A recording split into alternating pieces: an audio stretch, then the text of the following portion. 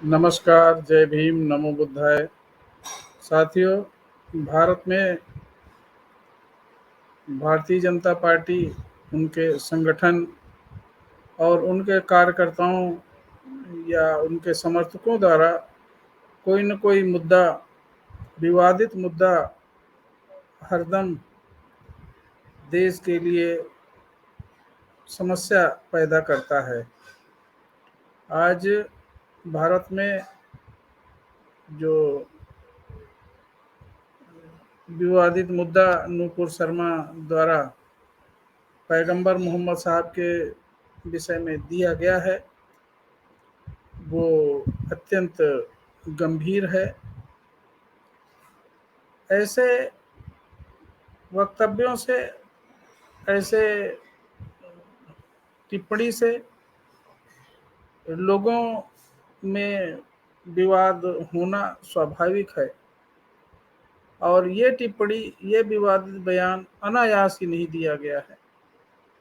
नूपुर शर्मा जी राष्ट्रीय प्रवक्ता हैं भारतीय जनता पार्टी की और उसके संगठन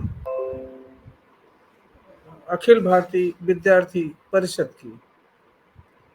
नूपुर शर्मा का जो दावा है वो ये है कि वे भारतीय जनता पार्टी के नेताओं से भी ऊपर हैं, उनका ओहदा ऊपर का है। अखिल भारतीय विद्यार्थी परिषद बीजेपी के गठन से पहले गठित हुई है, वो उसकी भी प्रवक्ता हैं, उसकी सक्रिय कार्यकर्ता हैं। वे अखिल भारतीय विद्यार्थी परिषद से ही 2008 में दिल्ली विश्वविद्यालय से यूनियन का चुनाव लड़ी और वहां से विजयी हुई।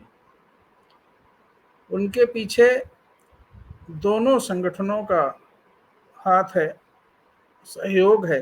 उनको डरने की कोई बात ही नहीं है, उनके मन में इस तरह का कोई भय ही नहीं है। बीजेपी के द्वारा अपने बचाव के लिए एक फॉर्मेलिटी, बस उन्हें पद से निलंबित करना, ये मात्र दिखावा लग रहा है। अगर उनके इस बयान से, इस टिप्पणी से देश में वैमनस्यता बढ़ी है, देश में का सौहार्द बिगड़ा है, आपसी संबंधों में दरार पैदा हो रही है, तो दोषी कौन है?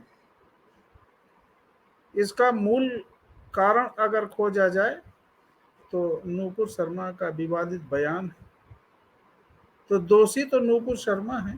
इस तरह के किसी भी विवादित बयान में सरकारें ऐसे लोगों के खिलाफ सख्त से सख्त कार्रवाई करती हैं। इस बयान के आधार पे जो भी उपद्रव हुए वो तो जेल की सलाखों में हैं। उनके घर बुलडोजर भेज दिए गए, जिनके कारण ऐसी स्थिति पैदा हुई। उनको सरकार ने उनके खिलाफ कार्रवाई करने के बजाय उनको पूर्ण रूप से सरकारी सुरक्षा प्रदान की गई है। नूपुर शर्मा को इतना सहयोग मिला हुआ है कि उनकी सुरक्षा में भारी मात्रा में पुलिस बल तैनात कर दिया गया है। फिर उन्हें माफ़ी मांगने की क्या ज़रूरत, फिर उन्हें डरने की क्या ज़रूरत?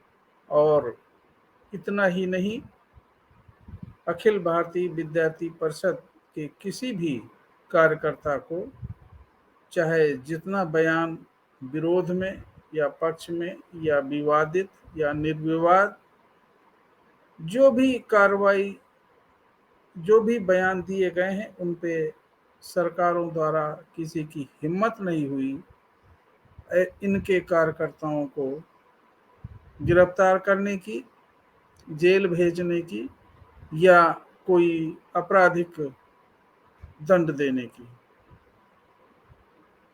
तो उसी कड़ी में नूपुर शर्मा भी स्वच्छंद हैं।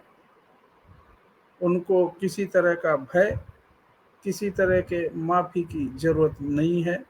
यहाँ तक भारतीय जनता पार्टी के तमाम समर्थक लगातार सोशल मीडिया द्वारा उनका समर्थन कर रहे हैं, उनके बयान का समर्थन कर रहे हैं।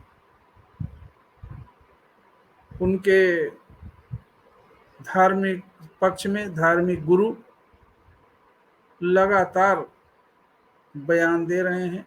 सरकार उनके विरुद्ध भी कोई कार्रवाई नहीं कर रही है। उनके समर्थन में कार्यकर्ता कहीं जुलूस निकाल रहे हैं, कहीं नारेबाजी कर रहे हैं,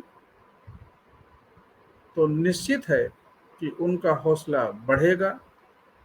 उनके समर्थन में उनके संगठन के लोग हैं, यहाँ तक कि भारतीय जनता पार्टी है और भारतीय जनता पार्टी द्वारा शासित सरकार भी है।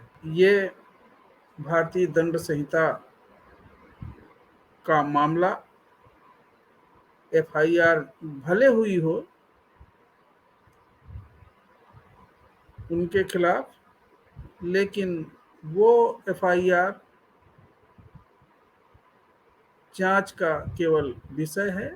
उस एफआईआर में जिस चैनल पे उन्होंने ये विवादित बयान दिया था, तो और जो लोग उपस्थित थे उन सब के नाम भी उस एफआईआर में सम्मिलित हैं। इससे ये जाहिर होता है कि बयान नूपुर शर्मा ने दिया है, एफआईआर उनके खिलाफ होनी चाहिए, लेकिन अन्य लोगों को उसमें सम्मिलित करने का उद्देश्य क्या है? तो यह प्रश्न, इनका जवाब भारतीय जनता पार्टी जिसकी वो प्रवक्ता थी वो दे सकते हैं। उनके द्वारा शासित सरकार, भारत सरकार, जिनके गृह मंत्री माननीय अमित शाह जी हैं, वो दे सकते हैं। सरकार का कोई प्रतिनिधि, लेकिन ना तो नूपुर शर्मा ना सरकार के द्वारा इस तरह का कोई बयान अब तक जारी किया गया है और ना ही उनके विरुद्ध किसी प्रकार की कार्रवाई की गई है। ये जो भी स्थिति भारत में पैदा हुई है, निश्चित तौर पर ये निर्विवाद ये कहा जा सकता है कि यह विवादित बयान ही नूपुर शर्मा का इस समय देश में अशांति का, उपद्रव का एक कारण है। अब वो माफी मांगे या ना मांगे, ये सरकार पे निर्भर करता है। जय भीम, नमो बुद्धाय, नमस्कार।